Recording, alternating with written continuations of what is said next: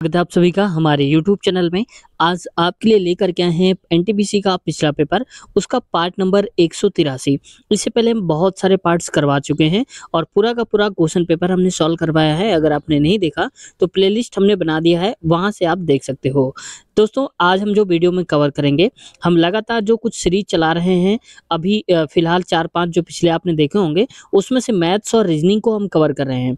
तो जिसमें से जितने सारे मैथ्स और रीजनिंग के एनटीपीसी में पेपर आए क्वेश्चन आए थे, उन सभी को आज हम सॉल्व करने वाले हैं। लगातार इसकी यही सीरीज चल रही है। तो दोस्तों, चैनल पे अभी तक नए हैं तो सब्सक्राइब कर लीजिए, क्योंकि यहाँ से आपकी रेलवे की बेहतरीन तैयारी होने वाली है और ट्रिक के माध्यम से भी हम समझेंगे। साथ ही क्वेश्चन को ऑप्शन से अगर कोई करने वाला क्वेश्चन है तो भी हम उसको ऑप्शन के माध्यम से भी समझेंगे, ताकि आपका टाइम भी बचे और किस प्रकार से आपको करना है ये भी आपको पता लगेगा। तो उम्मीद है चैनल को सब्सक्राइब कर लिया होगा, साथ ही बेल आइकन भी दबा लिया होगा। चलिए शुरुआत करते हैं आज के पेपर की। निम्नलिखित को हल कीजिए। देखो दोस्तों, इस प्रकार के जो क्वेश्चंस आते हैं ये कई बार पूछ लिए जाते हैं। देखो, आज के बाद आप इसको गलत नहीं करोगे। जैसे √7 प्लस √7 हो सकता है, और हो सकता है कई बार यहाँ प्लस की जगह पे माइनस आ जाता। तो कैसे करते हैं तो मैं दोनों ही बता देता हूँ। देखो, एक फार्मूला होता है 4a + 1 √ के अंदर कर दो आप इसको, और यहाँ पर कर दो +-1/2। ये कब आप याद रखोगे? देखो, प्लस माइनस मैंने इसलिए लगाया है क्योंकि अगर प्लस होगा तो आप प्लस लोगे और माइनस यहाँ पर होता तो माइनस लेते हैं साइन, बस इतना ही चेंज होता है, बाकी सारा सेम रहता है। ठीक है, तो देखो इसमें नीचे आ जाएगा 2। ए का मतलब है जो नंबर बार बार लिखा हो। जैसे यहाँ पर देखो 777 लिखा है तो वही एक ही जगह पे आ जाएगा। तो 4 गुणे में ए मतलब कि 7 प्लस का 1, ये तो √ के अंदर होगा, और ये बाहर +-1/2। अब आप कह रहे होंगे कि सर यहाँ पर आपने दोनों क्यों लिया है प्लस माइनस, यहाँ तो केवल प्लस है, अभी आपने बताया। तो देखो, ऑप्शन में प्लस माइनस देख रखा है तो हमने इसलिए प्लस माइनस दे रखा है। ठीक है, हालांकि प्लस होता तो हम प्लस को ही सही करते। तो देखो 4 × 7 = 28, 28 + 1 = 29, तो √ में 29 आएगा, क्योंकि इसका परफेक्ट नंबर नहीं बनेगा। +-1 और नीचे आ जाएगा 2। तो आंसर हमारा क्या आएगा? √29 +-1/2। कहाँ लिखा हुआ है?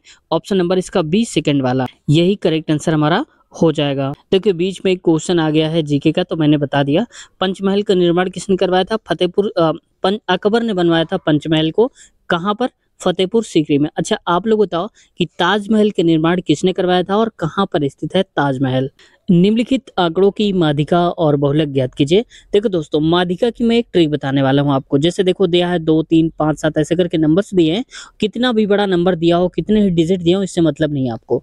माध्यिका अगर पूछा है तो इसके लिए फार्मूला की जरूरत नहीं है, डायरेक्ट आप देखो। सबसे पहले यहाँ पर ये देखो दोस्तों कि इनको एक काम करना है आपको, आरोही क्रम में या फिर अवरोही क्रम में लगा दो। यानी कि या तो आप बढ़ते क्रम में लगा दो या तो घटते क्रम में, बस इतना करना है आपको, आंसर आपका आ जाएगा। तो चलिए, सबसे छोटा नंबर यहाँ पर क्या है? 2 है, तो 2 लिखा है, मैंने ये लिख दिया। ये वाला भी 2 लिख दिया। 2 के बाद देखो 3, 3 और 3, 3 बार दिया है। इसके बाद दिया है 3 से बड़ा है 5, और 5 से आगे है यहाँ पर 5 एक बार और है, तो 5 लिख दो। इसके बाद देखो दिया है 7 और 7, तो लिखेंगे यहाँ पर 7,7। मैं नीचे लिख देता हूँ अगर स्क्रीन में कट रहा हो। 7 और ये 7, और यहाँ पर लिखा है 9। टोटल डिजिट काउंट कर लो कितने हैं, तो 1, 2, 3, 4, 5, 6, 7, 8, 9, 10। यहाँ पर कितने? 1, 2, 3, 4, 5, 6, 7, 8, 9 और 10। ठीक है, अब देखो यहाँ पर आपको क्या करना है कि माध्यिका ज्ञात करने में आप बराबर बराबर डिजिट हटा दो। यानी कि स्टार्टिंग से 4 हटा दिया, यहाँ से भी 4 हटा दो, 3 ये और 1 ये हटा दिए, तो कितने डिजिट बचे हमारे पास? 2 बचे। देखो दोस्तों, अगर 2 बचे, जरूरी नहीं कि आपको 4-4 ही हटाना है, बराबर बराबर हटाना है। लास्ट में बीच में 2 बचना चाहिए या फिर 1 बचना चाहिए। तो हमारे पास 2 बच रहे हैं, तो जब 2 बचेंगे तो दोनों को जोड़ दो। 5, 3, 8, 8 का आधा कर दो, वही आंसर 4। तो बस 4 हमारा क्या हो जाएगा? माध्यिका। तो माध्यिका और बहुलक बताना है। इसका मतलब पहले क्या आएगा? 4 आएगा। तो 4 ना तो इसमें है और ना ही इसमें है। हमारे पास सी और डी बचे। चलिए बहुलक देख लेते हैं। बहुलक का मतलब हो गया कि जो सबसे ज्यादा बार नंबर रिपीट हुआ है। जैसे देखो, 2 तो सिर्फ 2 बार आया है, वही 3 देखो 3 बार आया है, 1, 2 और 3 बार आया है। ठीक है, जबकि बाकी नंबर 5 है तो केवल 2 ही बार आया है। सबसे ज्यादा बार क्या है? 3 रिपीट हुआ है, तो बहुलक हो जाएगा हमारा 3। तो 4 तो इसकी माध्यिका थी, बहुलक था 3, तो 4,3 हो जाएगा, जो कि ऑप्शन नंबर हमारा चौथा ही वाला लिखा गया है, करेक्ट आंसर हो जाएगा। ठीक है, अब देखो दोस्तों, कई बार ऐसा होता है कि मैंने अभी बताया माध्यिका के लिए तो बराबर बराबर नंबर हटाना है।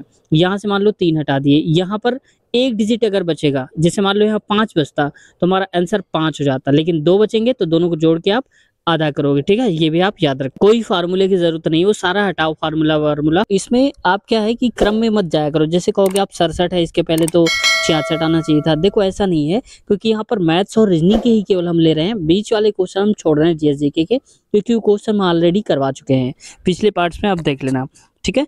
कह रहा है कि 15 पुरुष या 25 महिलाएं एक खेत की फसल को 22 दिनों में काट सकते हैं। 9 पुरुषों और 18 महिलाओं को इसे काटने में कितने दिन लगेंगे।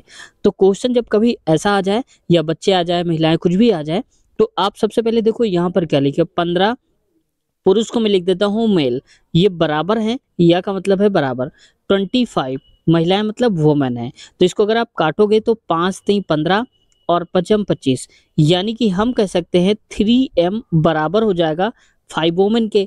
अगर हम इनकी क्षमता निकालेंगे मैन अपॉन वोमेन, तो 5 और ये नीचे चला जाएगा इसके, तो आ जाएगा 3, यानी कि मैन 5 काम करते हैं जो पुरुष हैं, वही महिला क्या काम करती है, 3 काम करती है, यानी कि एक पुरुष 5 काम करता है और एक महिला 3 काम करती है। समझ में आया। तो इतना सबसे पहले अगर आपने निकाल लिया तो आंसर आपका पूरा आ जाएगा, ठीक है। अब क्वेश्चन देखो, 15 पुरुष या महिलाओं को छोड़ दो, क्योंकि बात वही है, चाहे 15 पुरुष लगा दो या 25 महिलाएं, तो 15 पुरुष फसल को 22 दिन में काट सकते हैं, तो 15 पुरुष रहे होंगे। और आप बताओ एक पुरुष की क्षमता कितनी है, 5, तो यहाँ पर हो जाएगा 5। ये लगातार काम हुआ कितने दिन तक, 22 दिन तक, तो ये हो जाएगा 22 दिन। टोटल काम हमारे पास इतना निकल आया। अब यहाँ पर क्या कह रहा है, भाग देना होता है, भाग किससे, जो भी पूछा जाए। तो 9 पुरुष, देखो हम यहाँ पर हमने पुरुष लिया है, आप महिला भी ले सकते थे। महिलाएं अगर आप लेते तो 25 गुणे में इनकी क्षमता 3 करते, और मैंने पुरुष लिखा है तो 15 गुणे में 5 करा है, ठीक है, यहाँ से। और अब पुरुष यहाँ पर लिया है तो पुरुष यहाँ पर भी लोगे, तो माफ कीजिएगा दोस्तों, दोनों पूछा जा रहा है। तो 9 पुरुष का मतलब हो गया 9 गुणे में एक पुरुष की क्षमता कितनी है, 5, ये दिया ना यहाँ पर 5, प्लस लगा दो। इसके बाद प्लस का मतलब और है ना 18, तो लिख दो 18, और महिलाओं की क्षमता कितनी है, 3, तो यहाँ हो जाएगा गुणे में 3, ठीक है।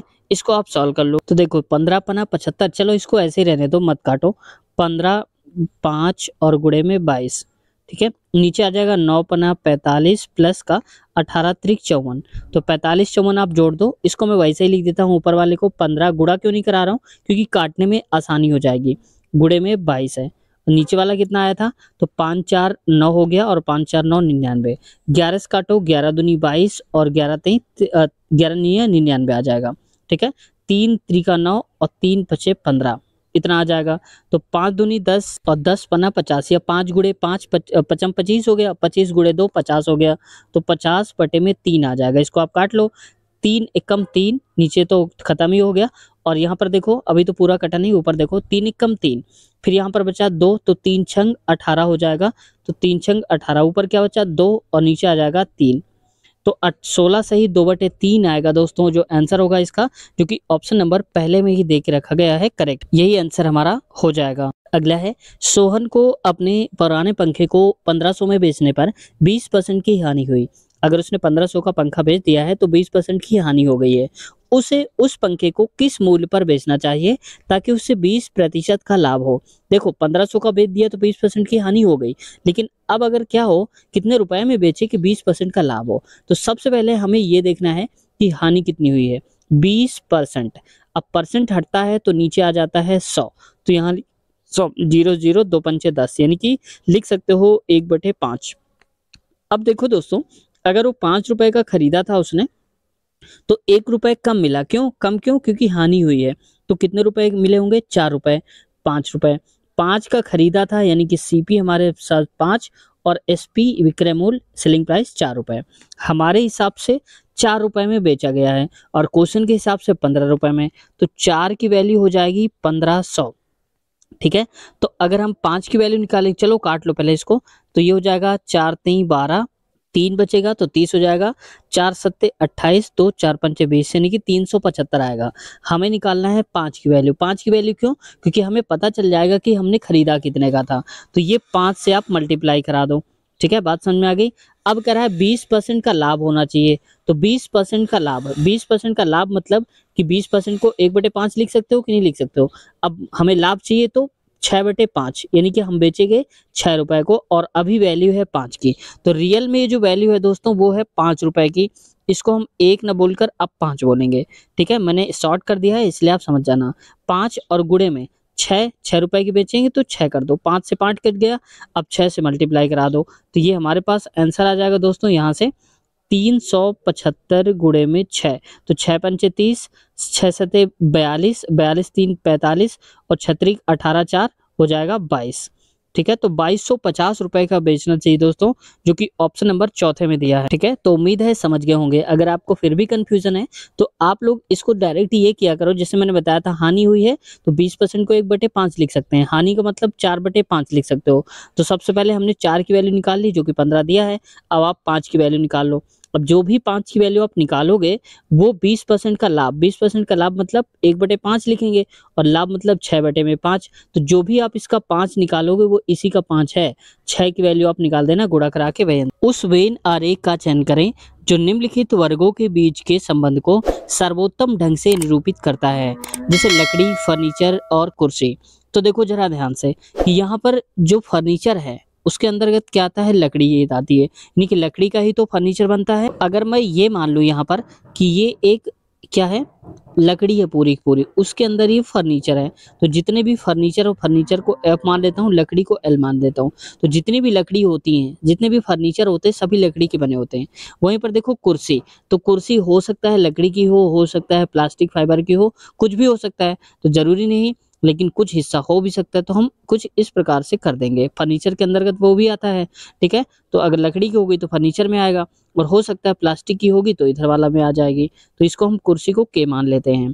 तो कुछ इस टाइप का जो मिलेगा वही सही उत्तर हो जाएगा, जो कि पहले ही ऑप्शन में दे के रखा है, यही वाला करेक्ट आंसर हमारा हो जाएगा। देखो दोस्तों, ऐसे क्वेश्चन में कोई फार्मूला नहीं लगता है, सिर्फ लॉजिक लगता है, और ऐसे लॉजिक आप कंफ्यूज मत हो। अगर आपको नहीं आया है क्वेश्चन तो घबराने की आवश्यकता नहीं है, इतने सारे हम प्रैक्टिस करा देंगे आपको कि आप देखते ही बनाने लगोगे फिगर, अपने आप से फिगर बना लोगे और सही कर लोगे। बस लगातार आप देखते रहें, प्रैक्टिस करते रहें। अगला क्वेश्चन है, किसी विद्यालय के कुल शिक्षकों की सूची में रसायन विज्ञान के किसी शिक्षक को ऊपर से 11वें स्थान और नीचे से 32वें स्थान पर रखा गया है। विद्यालय में शिक्षकों की संख्या बतानी है। यानी कि देखो, अगर हम इधर से काउंट, ये मान लो कि पूरी लाइन है, ऐसे हम काउंट करते चले आ रहे हैं, तो यहाँ पर मान लो एक शिक्षक है, हमने ऊपर से काउंट किया तो हमें 11वां नंबर मिला। और अगर हम यहाँ से काउंट करते हैं, भाई लाइन यहाँ भी होगी, यहाँ से काउंट करते हैं तो ये हमें स्थान कौन सा मिलता है, 32वां नंबर वाला मिलता है, ठीक है। तो आपको ये सब पेपर में नहीं बनाना है, मैं समझा रहा हूँ। पेपर में आपको क्या करना है, जब कभी ऊपर से और नीचे से स्थान दिया जाए या फिर दाएं और बाएं दोनों से दिया जाए, तो जो दाएं प्लस बाएं कर दो और या ऊपर प्लस नीचे कर दो, तो ऊपर में 11वां स्थान है और नीचे से कौन सा स्थान है, 32वां स्थान है। तो 32वां यानी कि 32 जोड़ दो, आप कितना हो जाएगा, 3 1 4 43। अब इसमें दोस्तों क्या है कि जरा लॉजिक देखो आप, कि हमने अगर ऊपर से काउंट किया तो हमने इसको काउंट किया होगा, इस नंबर पे बैठा है, नीचे से काउंट किया तो इस नंबर पे बैठा है, तो इसको हमने 2 बार काउंट किया ना। अगर हम पूरा देखें यहाँ से यहाँ तक, भाई इतना ये देखो इतना ये देखो, तो 2 बार हमने काउंट किया, एक बार ऐसे आने पर इसको, एक बार ऐसे आने पर ऐसे, जबकि रियल में एक ही व्यक्ति है वो, तो इसलिए हम एक हटा देते हैं, इसको दोबारा काउंट कर जाते हैं, तो इसलिए क्या हो जाएगा, 42।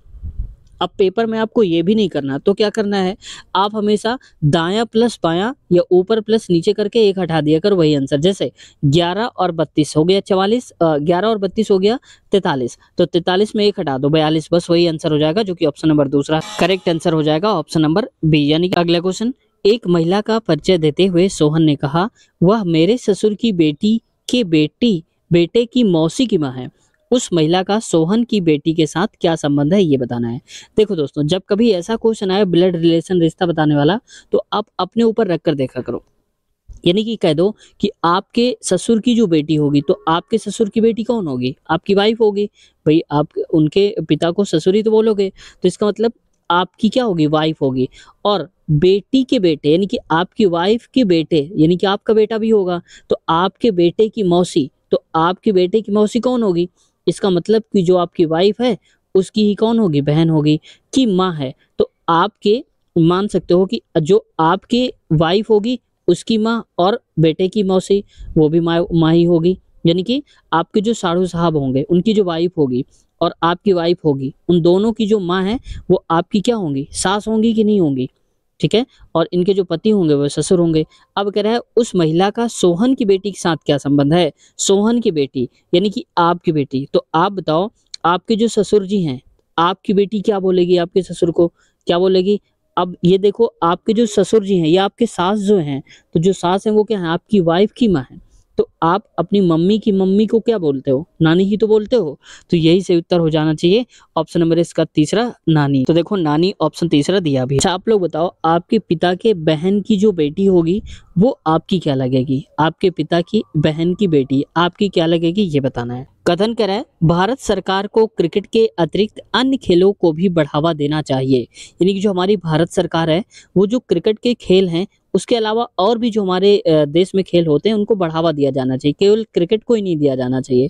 ठीक है, कथन ये है। अब धारणा हम क्या बना सकते हैं? क्रिकेट दुनिया का सबसे प्रसिद्ध खेल है। तो भाई देखो यहाँ तो ऐसी कोई बात हुई नहीं है कि प्रसिद्ध खेल है पूरी दुनिया का है, ऐसा कुछ नहीं है ना। यहाँ सिर्फ ये कह रहा है कि जो वरीयता हम क्रिकेट को दे रहे हैं वो अन्य खेलों को भी दिया जाना चाहिए भारत सरकार द्वारा। तो यहाँ कह दिया दुनिया का सबसे प्रसिद्ध है, तो भाई हो भी सकता है नहीं भी, लेकिन हमें पता नहीं है क्योंकि हमारे कथन में नहीं कहा गया। हमारे लिए कथन ही सब कुछ है, कथन ही भगवान है हमारे लिए। अगर कथन कहेगा हाँ तो हमें कहना है हाँ। तो यहाँ कथन तो नहीं बोल रहा कि दुनिया का सबसे प्रसिद्ध खेल कौन सा है, तो ये तो गलत हो गया। दूसरा कह रहा है क्रिकेट को भारत सरकार की ओर से अधिकतम सहायता मिलती है। तो यहाँ पर देखो बिल्कुल अधिकतम सहायता मिलती है। क्यों? क्योंकि तभी तो कह रहा है कि भारत सरकार जो है क्रिकेट के अलावा अन्य खेलों को भी बढ़ावा देना चाहिए। तो इसका मतलब जो भारत सरकार है वो अन्य खेलों को बढ़ावा नहीं दे रही, केवल क्रिकेट को बढ़ावा दे रही है। तो इसका मतलब प्रयास वो सिर्फ क्रिकेट के लिए कर रही है। तो यही बात तो बोली जा रही है, भारत सरकार जो है उसको की ओर से अधिकतम सहायता मिलती है क्रिकेट को। तो ये बात सही है।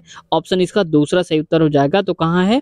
केवल धारा सेकंड नहीं है, ऑप्शन पहले में ही देके रखा गया है करेक्ट आंसर। अगला, the face value of 8 in this number. अब देखो ये नंबर देख रखा है, इसमें फेस वैल्यू बताना है। फेस वैल्यू देखो दो टाइप का आता है, माफ कीजिएगा, दो टाइप के क्वेश्चंस ऐसे पूछे जाते हैं। एक तो प्लेस वैल्यू पूछता है, दूसरा फेस वैल्यू पूछता है। मैं दोनों ही बता देता हूँ। यानी कि एक स्थानीय मान पूछता है, एक अंकीय मान पूछता है। जैसे यहाँ पे लिखा है 75, 86 और 39। अब इसमें पूछा है 8 का, तो 8 ये लिखा हुआ है। अब देखो फेस वैल्यू पूछा है, तो फेस का मतलब होता है जिस नंबर को पूछे वही आंसर। जैसे 8 का फेस वैल्यू 8, 9 का फेस वैल्यू 9, 7 का फेस वैल्यू 7, बस वही आंसर हमें बता देना, वही आंसर हो जाता है। ठीक है, तो इसका सही उत्तर क्या होना चाहिए? ऑप्शन नंबर चौथा यानी कि 8 होना। अब ये तो दोस्तों बात हो गई कि जब फेस वैल्यू पूछे, जैसे मान लो 75, 86 और 39, और ये कह देता है यहाँ पर प्लेस वैल्यू। तो प्लेस वैल्यू मतलब किसका? 8 का। तो लिख दो आप 8। 8 के बाद राइट साइड में देखो कितने डिजिट, 1 2 3, तो बस 3 जीरो लगा दो, 1 2 और 3, यही सही उत्तर हो जाता। लेकिन कब होता? जब यहाँ पर प्लेस वैल्यू होता। फेस वैल्यू पूछेगा तो डायरेक्ट वही उत्तर हो जाता है हमारा। समझ गए आप? अच्छा आप लोग बताओ 22 726 में से बताओ कि 7 का प्लेस वैल्यू क्या होगा? प्लेस वैल्यू आपको बताना है। ठीक है, स्थानीय मान बताना है। अगला है 3 शहरों दिल्ली, मुंबई और चेन्नई में वर्ष 2000 से 2003 तक वर्षा, ये मिलीमीटर में दिया है, को दर्शाने वाले निम्नलिखित ग्राफ का अध्ययन करें और दिए गए प्रश्न का उत्तर दें। मैं थोड़ा सा इसको जूम करता हूँ। ये देखो ग्राफ दिया है, जैसे 2001 में बारिश हुई, 2002 2003 में दिल्ली को इस कलर से दिखाया गया है, ब्लू कलर से, मुंबई को कुछ इस कलर में और चेन्नई को इस कलर में। बताना क्या है क्वेश्चन में? मुंबई में कितनी औसत वर्षा हुई है दोस्तों, वो औसत। तो मुंबई कौन सा है? मुंबई मतलब ये येलो वाला है, रेड वाला समझो। तो इसमें से सारे 2001 और 2 3 सब में देखना है हमको। तो कितनी वर्षा हुई पहले 2000 में? 70, प्लस इसमें 90 वर्षा, इसके बाद हुई इसमें से 80, तो 80 कर दो, प्लस अगले वाले में हुई कितनी? 130, तो हो जाएगा 130। तो इन सबको जोड़ लो, 130 प्लस 80 210, और 210 प्लस 90 300, और 300 प्लस 70 हो जाएगा टोटल 370। अब देखो टोटल कितने हैं? 1 2 3 4, 4 है इसलिए हम 4 से भाग देंगे। तो 4 नहीं 36 होता है, एक बचा तो 10 हो जाएगा, 4 दूनी 8 पॉइंट आएगा क्योंकि यहाँ पर 2 बचेगा, तो 2 0 लिख सकते हैं। तो 4 पंचे 20 इतना आएगा। तो ये दोस्तों हुई 92.5 mm बारिश हुई है। कहाँ पर है? ऑप्शन नंबर इसका लास्ट यानी कि चौथे वाले में देख रखा गया है। तो उम्मीद है आप लोग समझ गए होंगे। तो ऑप्शन नंबर चौथा करेक्ट आंसर हो जाएगा। अगला देखो इसी से रिलेटेड दूसरा है, ग्राफ वही है, क्वेश्चन बदल गए हैं। किसी विशेष वर्ष में पिछले वर्ष की तुलना में औसत वर्षा में वृद्धि या कमी का उच्चतम प्रतिशत कितना है, ये बताना है। ठीक है, तो पहले देख लेते हैं 2000 में कितनी बारिश हुई टोटल। तो देखो 50 7, जब कभी ऐसा क्वेश्चन है तो अब जोड़ने वाला तो अब 0 हटा दो, 5 7 12 और 12 9 हो जाएगा यहाँ पर 21, तो यहाँ लिखेंगे 21। 21 को मैं 21 लिखता हूँ, एक जीरो बढ़ा के 210। अब देखो 2001 में कितनी बारिश हुई, 9 7 16 और 16 8 24, तो यानी कि 24 और एक जीरो लगा दो। अगला देखो 11 और 8 19 और 19 14 हो जाएगा यहाँ पर 33, तो यहाँ लिखता हूँ 33, जीरो लगा दो। अगला है देखो 13 6 19 और 19 8 हो जाएगा 27, तो मैं यहाँ लिख देता हूँ 27 यानी कि 270। अब देखो इनके बीच का अंतर निकालो पहले, 210 और 240 यानी कि 30 का अंतर है। यहाँ पर देखो 240 और 330 यानी कि 60 30 90 90 का अंतर है दोस्तों। यहाँ पर देखो 330 यानी कि हो जाए 270, तो ये हो गया, तो 270 330 आप करोगे तो यहाँ पर आ जाएगा 60 का गैप, तो यहाँ लिखेंगे 60। अब बताओ सबसे ज्यादा गैपिंग कहाँ है, 240 से 330 के बीच में ही तो दिखी, कितने की गैप, 90 की, तो आप लिख दो 90। हमें उच्चतम बताना था। अब देखो कितने में से निकालने हैं, 240 में, पहले वाला आप हमेशा लिया करो, ये बाद वाला है 240 से बढ़ा है ना, यहाँ पर हुआ है, तो आप 240 लोगे, गुणे में 100, क्यों, क्योंकि हम प्रतिशत निकाल रहे हैं यहाँ पर, तो 100 करते हैं गुणा, जीरो से जीरो काट दो, 3 त्रिका 9 3 8 24, तो यहाँ पर आ जाएगा दोस्तों 300 बटे में 8, तो यहाँ पर हो जाएगा 8 त्रिक 24, ठीक है, तो बचेगा हमारे पास 6 60, तो 8 सत्ते 56 हो जाएगा 37 दशमलव। तो देखो आप यहीं से भी कर सकते थे, 3 स्टार्टिंग में देखो केवल ऑप्शन दूसरे में दिया है, तो हमें आगे सॉल्व करने की आवश्यकता ही नहीं है, हम यहीं से टिक कर सकते थे डायरेक्ट, ठीक है। तो बस आगे देख लो, 8 5 40 हो जाएगा, तो 5 आ जाएगा, 37.5 सही उत्तर हो जाएगा।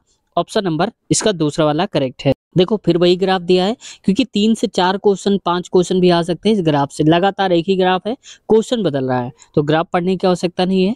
अब कह रहा है किस वर्ष में चेन्नई की वर्षा में वृद्धि या कमी का प्रतिशत अंतर उच्चतम था। उच्चतम मतलब सबसे ज्यादा था, चाहे वो वृद्धि हुई हो या फिर कमी, चाहे वो बढ़ा हुआ हो या फिर घटा हुआ हो, सबसे ज्यादा बताना है। तो चेन्नई की बात हो रही, तो चेन्नई कहाँ पर है, चेन्नई इस कलर का है, तो देखो सबसे पहले चेन्नई पहले हुआ इसमें से 90, और अगले साल यहाँ पर हुई 2001 में बारिश चेन्नई में 80 mm, और अगले वाले में चेन्नई देखो यहाँ पर 140, फिर अगला है इसका यहाँ पर 80, तो देखो इनके बीच का अंतर आप फिर भी निकाल लो, तो कितना हो जाएगा, 10 का अंतर आएगा, 80 40 यानी कि हो जाएगा ये 60 का अंतर, और इधर निकालेंगे तो ये आ जाएगा, तो यहाँ पर भी देखो 60 का अंतर है। अब देखो कह रहे हैं प्रतिशत अंतर बताना है, तो 80 से 140 हो गया, फिर 140 से 60 यानी कि 80, 60 यहाँ बढ़ा और 60 यहाँ बढ़ा। जब कभी ऐसा क्वेश्चन आ जाए तो हमेशा आप उसको लोगे प्रतिशत निकालने पर, सबसे ज्यादा प्रतिशत वो होता है जो कम से ज्यादा की तरफ चलता है। जैसे 80 से 140 हुआ है, तो इसका मतलब ये 60 बढ़ा जरूर है लेकिन परसेंट में ज्यादा है, यहाँ पर 60 बढ़ा है लेकिन परसेंट उतना नहीं है जितना कि ये है। चलो हम प्रूव करके दिखा देता हूँ। तो 180 और 140 के बीच का अंतर 60, तो ऊपर लिख दो 60, नीचे हम क्या लिखते हैं पहला वाला, तो लिख दो आप 80, गुणे में आ जाएगा यहाँ पर 100, 0 0 कटा, 2 3 6 2 चौको 8, तो ये हो जाएगा 100, 25 चौको 100, तो 25 गुणे 3 यानी कि 75, तो इसमें तो 75% हुआ है, यहाँ से बढ़ गया 75%। अब इस वाले में चेक करो, तो यहाँ पर बढ़ा था 60, नीचे आ जाएगा कितना 140, गुणे में 100 कर दो, ये हटा दो, 2 3 6 2 सत्ते 14 यानी कि 300 बटे में 7, तो देखो 7 चौक 28 हो गया, मैं लिख देता हूँ 7 चौक 28, और 2 बचा तो ये हो जाएगा 2 बचा तो यहाँ पर हो जाएगा 20, तो 7 त्रिक 21 ज्यादा हो जाएगा, 7 दूनी 14 यानी कि 42% कुछ बढ़ रहा है। तो यहाँ तो 75% बढ़ा था, यहाँ 42%, जबकि 60 60 दोनों का अंतर आ रहा है, तो अंतर ही काफी नहीं होता, हमें कम से ज्यादा की तरफ चलना है। तो ये टाइम आपको बचाना है पेपर में, हमेशा याद रखना जब बराबर बराबर अंतर आ जाए तो छोटी संख्या को आप समझोगे कि वही सही उत्तर होगा हमारा। तो कहाँ पर हुआ है, 80 से 140 हुआ है, तो यहाँ पर देखो किस वर्ष में हुआ है, तो 80 हमारा ये था ना, इससे 140 हुआ है, तो 2002 में ही तो बढ़ गया है 140 हो गए, तो 2002 यानी कि ऑप्शन नंबर चौथा करेक्ट होगा। देखो फिर वही ग्राफ है, क्योंकि ये क्वेश्चन आते हैं, एक बार ग्राफ पढ़ लिया तो आप लगातार करते जाओगे। कह रहा है कि उस विकल्प का चयन कीजिए जो उच्चतम वर्षा वाले यानी कि सबसे ज्यादा बारिश वाले शहर के साथ उसकी औसत वर्षा को भी दर्शाता है, यानी कि सबसे ज्यादा बारिश कहाँ पर हुई है और औसत में भी सबसे ज्यादा होना चाहिए। तो जरा ध्यान दो, ये सब में 3 3 आ रहा है, तो हम 3 से भाग तो सब में देंगे, इसको टोटल करेंगे, फिर 3 से भाग 3 से भाग, तो इसका मतलब 3 3 भाग हटा दो थोड़ी देर के लिए। अब सबसे ज्यादा जिसका योग आ रहा होगा जिस शहर का, वही हो जाएगा, ठीक है। तो पहले सबसे पहले देखते हैं यहाँ पर दिल्ली को, तो दिल्ली वाले में क्या है 50, यानी कि 5 हटा दो, इसको 0 हटा दो, 5 7 12 और 12 और 11 हो जाएगा यहाँ पर 23 और 23 6 29, यानी कि हम लिखेंगे 29 और एक जीरो लगा दो, ये 29 लिखा हुआ है। अगला देखो यहाँ पर हम निकालते हैं दूसरे वाले का, मुंबई का, तो 7 9 7 16 और 16 8 24 और 24 और 13 हो जाएगा 37, तो यहाँ लिखेंगे 37 यानी कि 370। अगला वाला चेक करो, ये वाला चेन्नई का, तो चेन्नई का कितना है 9, तो यहाँ पर हो जाएगा 9 8 17 और 17 16 हो जाएगा, 17 14 है माफ कीजिएगा, 31 और 31 और 8 हो जाएगा यहाँ पर 39, तो लिखेंगे 39 0 390। तो आप बताओ जरा कि सबसे बड़ा वाला कहाँ पर आ रहा है, तो सबसे ज्यादा किस में बारिश हुई है, इसको लिख देता हूँ, ये है दिल्ली और दूसरा वाला है मुंबई और ये वाला है यहाँ पर चेन्नई। तो सबसे ज्यादा बारिश कहाँ हुई है 390, और 390 लास्ट वाला क्या है, चेन्नई वाला हमने लिया है, तो चेन्नई में हुई है। ऑप्शन नंबर इसका पहला सही हो जाएगा। अब आप कहेंगे यहाँ पर 97.5 आ रहा है, आपका तो आ नहीं रहा, तो देखो यहाँ पर औसत की बात करी तो आप 3 से भाग दे दो, आ जाएगा आपके भी आंसर। लेकिन डायरेक्ट आप इसमें 3 का भाग नहीं दोगे, इस पूरे को आप जोड़ोगे 2005 वाला ऐसे करके, तब आप करोगे। तो हमें केवल शहर से मतलब है, तो हम शहर पहला ही सही उत्तर कर दिया। अगला, निम्नलिखित समीकरण को सही बनाने के लिए किन दो चिन्हों को आपस में बदलना होगा। ये क्वेश्चन बहुत बार आया था पिछली बार, हर एक शिफ्ट तो नहीं कह सकते, लेकिन प्रतिदिन एक एक शिफ्ट में जरूर ये क्वेश्चन पूछा जा रहा था, बस इसका डिजिट चेंज हो जा रहा था, क्वेश्चन का फॉर्मेट यही था। देखो कह रहा है कि हम कौन सा साइन को चेंज कर दें आपस में कि हमारा आंसर 23 आ जाए, यानी कि 23। तो पहले ही ऑप्शन से हम उठाते हैं, माइनस की जगह पे है गुणा करेंगे और गुणा की जगह पे माइनस। तो चलिए देखते हैं, 15 यहाँ माइनस आ गया, तो यहाँ पर हमें क्या करना है, गुणा करना है। 3 प्लस का 40 है, क्योंकि प्लस तो वही रहेगा, और भाग है, भाग को चेंज नहीं करना, तो भाग वही रखो। 5 फिर गुणा है, तो गुणा को हम लिखेंगे भाग भागे 30, बराबर में 23 आना चाहिए। चलिए चेक करते हैं, 15 3 45 प्लस का 40 जरूर लिख देता हूँ, प्लस अब इसको भाग दे दो, हालांकि भाग पहले सॉल्व करा जाता है, तो 5 8 40 यानी कि 8 आएगा, और इसके बाद माइनस का 30 आ जाएगा जो कि दिया था। तो देखो 45 में से 30 हटा दो तो 15 बचा, और 15 8 होता है 23 यानी कि 23। तो देखो 23 आ रहा है, इसका मतलब पहला ही ऑप्शन हमारा सही है, जहां माइनस है वहां हमने गुणा कर दिया और गुणा की जगह में माइनस, तो सही उत्तर 23 आ गया। तो बस सही उत्तर पहला। देखो आप में से कुछ लोग ऐसे भी होंगे, क्योंकि पता तो होता नहीं कि कौन सा ऑप्शन सही हो सकता है, तो कुछ लोग ये नीचे वाले को लेकर के सॉल्व करेंगे, ठीक है, तो आप अपने हिसाब से कर सकते हो, लेकिन जितनी ज्यादा आप प्रैक्टिस करोगे उतना ही आसानी से आप समझ पाओगे सबसे पहले, ठीक है। तो ज्यादातर आप भाग को फोकस करा करो, कि भाग वाला ऐसी जगह पे रखें जो कट जाए। जैसे देखो ये ऑलरेडी कट रहा है, 5 से काटेंगे 40 को, तो 5 40 पूरा पूरा कट रहा है, तो हम कहेंगे भाग वाला तो ठीक है, बाकी वाला चेक करेंगे। तो आप अपने हिसाब से जैसे जैसे प्रैक्टिस करोगे आपको आसानी से आता जाएगा। अगला है, कथन करा है कुछ गिलास मग हैं। देखो जैसा जैसा बोला जा रहा है वैसा ही करते जाएंगे, जब कभी कुछ वर्ड आ जाए तो आप 2 गोले बनाओ। मैंने बताया है, एक ऐसे और इसके एक टच करते हुए ऐसे। तो कुछ गिलास, तो गिलास को मैं जी लिखता हूँ और मग को एम लिखता हूँ। अगला कह रहा है सभी मग, जब कभी सभी वर्ड आ जाए जिसके साथ सभी लगाओ, समझ जाओ कि वो किसी गोले के अंदर होगा। जैसे एक गोला ऐसे बना दिया, उसके अंदर क्या आ गया, एम आ गया, क्योंकि सभी मग। प्लेट है तो बड़ा वाला गोला हो जाता है पी यानी कि प्लेट, ठीक है। अगला कह रहा है कोई प्लेट टेलीफोन नहीं है, तो इसका मतलब कोई भी टेलीफोन वाला जो हम गोला बनाएंगे इस पूरे प्लेट में टच नहीं होना चाहिए। ठीक है भाई, बना देते हैं हम, तो इसको मैं थोड़ा सा सही कर देता हूँ। ये प्लेट है और टेलीफोन नहीं है, तो एक अगला बना दो अलग करके, टच नहीं होना चाहिए, ये टेलीफोन टी बना दो, ठीक है। हो सकता है कि हम यहाँ भी बना सकते थे इसको, ऐसा भी हो सकता है, चलिए देखते हैं तब पता चलेगा। ये निष्कर्ष क्या बोल रहा है कि कुछ गिलास प्लेट हैं, तो कुछ गिलास जो है वो प्लेट है बिल्कुल, क्योंकि प्लेट यहाँ से यहाँ तक आ रहा है और गिलास यहाँ भी जा रहा है, तो ये इतना भाग कॉमन हो गया ना, इसमें भी आ रहा है इसमें भी आ रहा है। तो पहला तो हमारा सही कह रहा है, पहला वाला सही हो जाएगा। दूसरा कह रहा है कुछ मग टेलीफोन नहीं है, तो देखो कुछ मग टेलीफोन नहीं है, इसका मतलब कि मग वाले में टच हो रहा है क्या, नहीं हो रहा ना, क्योंकि ये टेलीफोन अलग है, मग ये है, तो इसका मतलब कोई भी नहीं है, तो ये गलत है। केवल हमारा पहला ही कथन सही है, जो कि लिखा है कहाँ पर है, केवल निष्कर्ष फर्स्ट पालन करता है, ऑप्शन नंबर पहला ही करेक्ट आंसर हमारा हो जाएगा। देखो इसमें दोस्तों दोनों ही दिया है, लेकिन मेरे हिसाब से ये नहीं होना चाहिए था, केवल निष्कर्ष फर्स्ट पालन करता है ये सही होना चाहिए था।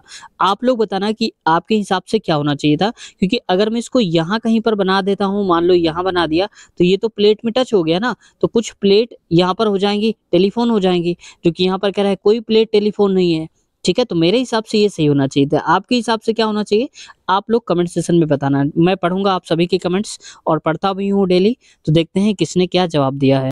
अगला क्वेश्चन है, उस विकल्प का चयन कीजिए जो निम्नलिखित श्रेणी में प्लस चिन्ह के स्थान पर आ सकता है। ठीक है, देखो ECGE और KGMI है, तो यहाँ पर क्या आएगा, तो मैं इसको थोड़ा सा जूम करता हूँ। ठीक है, अब देखो E के बाद G आया है, तो कैसे आया होगा, E के बाद देखो, E के बाद आता है F, फिर आता है G, यानी कि A का गैप। वहीं G के बाद K, तो G के बाद आता है HIJ और फिर आता है K, तो यहाँ तो 3 का गैप है।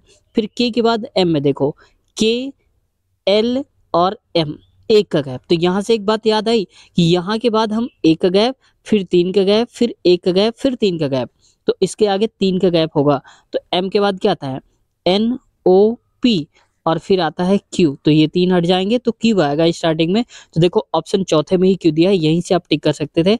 आगे आपको आवश्यकता नहीं है टाइम वेस्ट करने की, तो Q लगाकर ही आप आगे बढ़ सकते थे, लेकिन मैं समझा रहा हूँ इसलिए आपको पूरा ही बता रहा हूँ। इसमें देखो C के बाद E आया, C के बाद आता है D, फिर आता है E, 1 का गैप। वही E के बाद G, जैसे E के बाद आता है FG, आ गया, 1 का गैप है। G के बाद आया है I, तो GHI, यानी कि 1 का गैप हो रहा है। तो I के बाद देखो, I के बाद J हटा देंगे, K आएगा।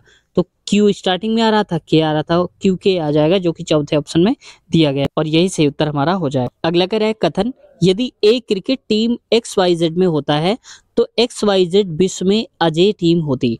यानी कि कह रहा है कि A अगर क्रिकेट टीम है एक XYZ, उसमें उनकी टीम में अगर A होता तो क्या होता कि विश्व में अजेय होता, यानी कि उसको कोई ना हरा पाता XYZ टीम को। अब निष्कर्ष हम क्या निकाल सकते हैं, A के बिना XYZ जीत नहीं सकती है। देखो ऐसा नहीं कि जीत नहीं सकती है, कई बार जीती भी होगी, लेकिन कह रहा है कि अजेय हो जाती। अगर ये टीम में शामिल होता तो फिर कभी ना हारती, तो अभी कभी कभी हार भी जाती होगी ना, जबकि इसमें कह रहा है XYZ जीत नहीं सकती है, तो ऐसा नहीं कि जीत नहीं सकती है, तो ये तो गलत कह रहा है। दूसरा कह रहा है A क्रिकेट टीम XYZ के किसी भी खिलाड़ी से ज्यादा प्रतिभाशाली है। हाँ बिल्कुल प्रतिभाशाली है, क्योंकि अभी तो इतने खिलाड़ी हैं, तभी तभी तो ठीक है, लेकिन अजय टीम नहीं है। अजय का मतलब कोई ना हरा पाता उसको। तो अगर A आ जाएगा तो A इन सबसे अच्छा होगा। XYZ में जितने भी खिलाड़ी अभी हैं वर्तमान समय में, उनमें सबसे प्रतिभाशाली है कौन, A। तभी तो इनकी टीम में आने से A की क्रेडिबिलिटी बढ़ जाएगी, तो विश्व में सबसे अजय टीम हो जाएगी XYZ। सही उत्तर हमारा कौन सा हुआ, ये दूसरा वाला कथन, क्योंकि केवल निष्कर्ष सेकंड पालन करता है, ऑप्शन नंबर दूसरा ही करेक्ट है। दोस्तों आज हमने कवर करे हैं क्वेश्चंस यहाँ तक, और इसके आगे वाले क्वेश्चंस मैथ्स और रीजनिंग के जो सीरीज होगी उसके अगले पार्ट की लिंक आपको इसी वीडियो के नीचे मिल जाएगी डिस्क्रिप्शन में। वहाँ पर लिखा होगा पहली लिंक होगी अगला पार्ट, उसके आगे लिंक होगी, तो उस पर आप क्लिक करेंगे तो इसके आगे जो भी हम क्वेश्चन कराएंगे वो आपको वहाँ से प्राप्त हो जाएंगे। तो डिस्क्रिप्शन में लिंक है, एक बार चेक कर लीजिएगा। और साथ ही हमने पूरा का पूरा क्वेश्चन पेपर भी सॉल्व करवाया है, सारे सब्जेक्ट्स एक तरफ से करवाया है, 1 2 3 4 100 तक के क्वेश्चंस करवाए हैं, पूरा पेपर उठाया है। तो अगर आप देखना चाहते हैं सॉल्यूशन, तो प्लेलिस्ट हमने बना दिया है NTPC पिछला पेपर के नाम से, वहां से भी आप देख सकते हो। साथ ही ग्रुप डी के हमने बहुत सारे प्रीवियस ईयर करवाए हैं और अभी भी करवा रहे हैं, तो उसकी भी प्लेलिस्ट आपको मिल जाएगी ग्रुप डी पिछला पेपर के नाम से, तो प्लेलिस्ट में आप देख सकते हो। या फिर अगर कोई परेशानी है आपको, तो जिस वीडियो को आप देख रहे हो इस वक्त, इसी वीडियो के नीचे आप जरा ध्यान से देखो, वहां पर लिखा होगा डिस्क्रिप्शन में आप जाओ, तो डिस्क्रिप्शन में लिंक दिया होगा ग्रुप डी पिछला पेपर, NTPC पिछला पेपर, तो जैसे ही आप क्लिक करोगे वहां तक भी वीडियोज में पहुंच सकते हो, क्लिक करते ही वो शुरू हो जाएंगे। साथ ही दोस्तों जो रेलवे के एग्जाम होते हैं तो वहाँ सेंटर पर जाकर रिव्यू लेते हैं, उस रिव्यू की वीडियो को अगर आप देखना चाहते हैं तो भी आपको यहाँ पर मिल जाएगा रिव्यू वीडियो के नाम से, या एग्जाम रिव्यू के नाम से प्लेलिस्ट मिल जाएगी, वहां से आप सारे देख सकते हो। या फिर किसी एक वीडियो की लिंक हम नीचे डिस्क्रिप्शन में लगा देंगे इसी वीडियो के, वहां से भी आप देख सकते हो। साथियों आज की वीडियो कैसी लगी कमेंट सेक्शन में जरूर बताइएगा। अगर कुछ कहना चाहते हैं, कोई सुझाव है आपका, कोई डाउट है, तो आप लोग कमेंट्स करिए, आपका रिप्लाई देने की हम पूरी कोशिश करेंगे। साथियों चैनल पसंद आया हो तो चैनल को सब्सक्राइब कर लीजिए, साथ ही बेल आइकन भी दबा लीजिए, ताकि अगली वीडियो जब भी आए तो नोटिफिकेशन पहुंच जाए और आप वीडियो को सबसे पहले देख पाएं। तो अगले पार्ट की लिंक नीचे है डिस्क्रिप्शन में, क्लिक करिए। अपना ख्याल रखिए, टेक केयर, बाय बाय।